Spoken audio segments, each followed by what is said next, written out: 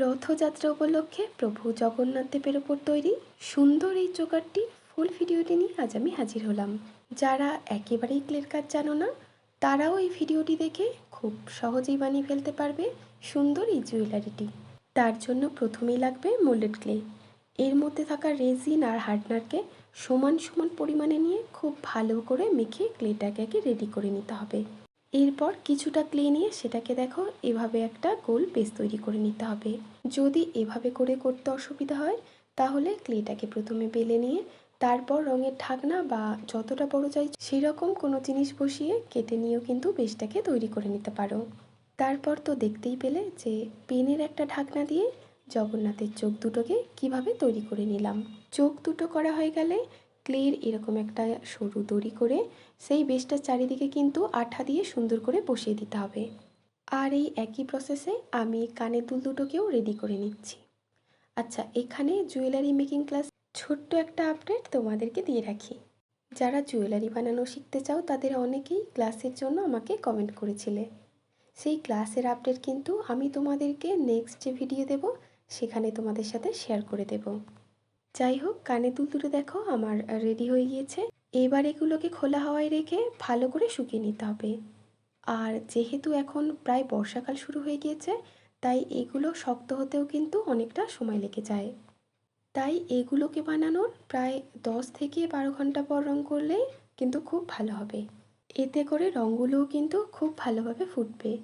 আর রং করার আগে যেই জায়গাগুলোতে ব্ল্যাক কালার হবে সেই জায়গাগুলো বাদে বাকি জায়গায় অবশ্যই হোয়াইট কালার ব্যবহার করে তারপরেই কিন্তু বাকি কালারগুলো করতে হবে।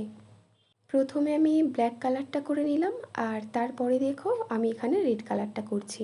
প্রায় প্রত্যেকটা কালার আর ব্ল্যাক কালারটা কিন্তু অবশ্যই খুব ধরে ধরে কেয়ারফুলি রঙটা করতে হবে। জগন্নাথ দেবের চোখটা করার সময় অনেকেই কিন্তু এই চোখটা গোল করে কালার করতে পারে না, মানে কালারটা খেটে যায়। তখন কিন্তু তোমরা পেনের ঢাকনা বসিয়ে এভাবে করেও চোখ দুটোকে করে নিতে পারো। তাতে চোখের মাপটাও কিন্তু সমান সমান হবে। তোমরা নিজেরাই দেখো চোখ দুটোকে এখানে কত সুন্দর দেখতে লাগছে। যাই হোক, চোখ দুটো আমার করা কমপ্লিট হয়ে গিয়েছে। এবার কপালে যে তিলক কলকা হয় সেগুলোকে আমি করে নিচ্ছি। আর তার জন্য আমি এখানে 2 নাম্বার তুলি আর পেন্সিল ব্যবহার করলাম। তোমরাও কিছু কিছু জিনিস কিন্তু এভাবে বাড়িতে থাকা জিনিস দিয়েই করে নিতে পারো। এখানে তিলকটা আর মুখের কাছে যে হলুদ কালারের একটা দেখো ডিজাইন করছি, এই দুটোকে কিন্তু তোমরা হোয়াইট কালার দিয়েও করে নিতে পারো। আমার কাছে ইয়েলো কালারটা ছিল বলে আমি সেটা ইয়েলো কালার দিয়ে করে নিলাম। একেবারে রেড কালার দিয়ে এই মুখটা কালার করতে অসুবিধা হলে সেই ক্ষেত্রে আগে সেটাকে এঁকে নিয়ে তারপরে কিন্তু সেটাকে রং করতে পারো। তো এবার দেখো কানের দুল দুটোকেও সেমভাবে আমি কালার করে নিচ্ছি।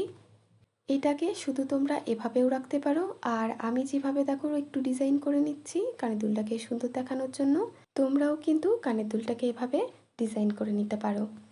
এবার কানের দুল দুটো সুন্দর লাগছে না? আচ্ছা, তোমরাই কমেন্টে জানাও যে আগেরটা বেশি ভালো লাগছিল নাকি এইটা। এবার চোকারটার সাথে টার্সেলটা অ্যাটাচ করার পালা। তো তার জন্য দেখো আমি এখানে একটা লাল কালারের টার্সেল নিয়ে নিয়েছি আর সাথে নিয়েছি 4টে কটন বল, 2টো হোয়াইট কালার আর 2টো ইয়েলো কালার। এগুলো তোমরা তোমাদের পছন্দর কালারের নিয়ে নিও। তো টার্সেলটার সাথে চোকারটাকে আমি অ্যাটাচ করে দিয়েছি আর এই হলো সেটার ফাইনাল লুক। আর অবশ্যই কিন্তু কমেন্টে জানিও চোকারের এই সেটটি তোমার কেমন লাগলো।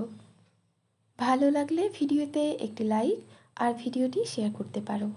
ভিডিওটি শেষ পর্যন্ত ধৈর্য সহকারে দেখবার জন্য তোমাদেরকে অসংখ্য অসংখ্য ধন্যবাদ। তাহলে দেখা হচ্ছে নেক্সট ভিডিওতে।